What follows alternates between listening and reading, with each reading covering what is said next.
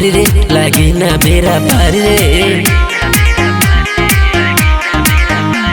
हम तो बानी कुमार रे लागे ना बेरा पार रे ओकरा तो जिंदगी में बधाई हो गई।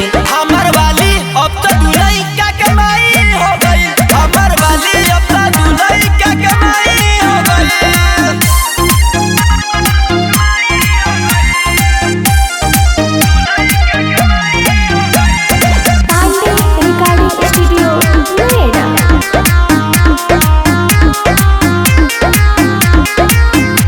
नहीं भाव को वो नैहर के यार प काटतिया चानी जाके ससुरा में भातार प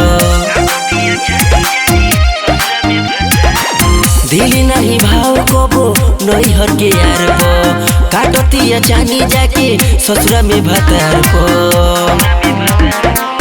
पहिले से बड़ा का कसाई हो गई। हमर वाली अब तो दुल्हन का कमाई हो गई। हमर वाली अब तो दुल्हन का कमाई हो गई।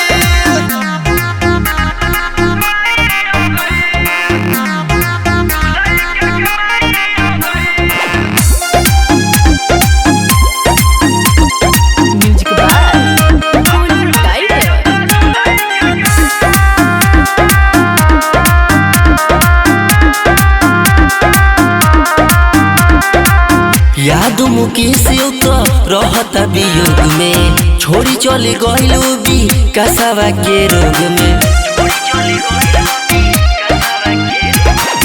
याद मुकेश तो रहता वियोग में छोड़ी चली गइलू भी कसवा के रोग में। प्यार के चक्कर में जो घसाई हो गई। हमर वाली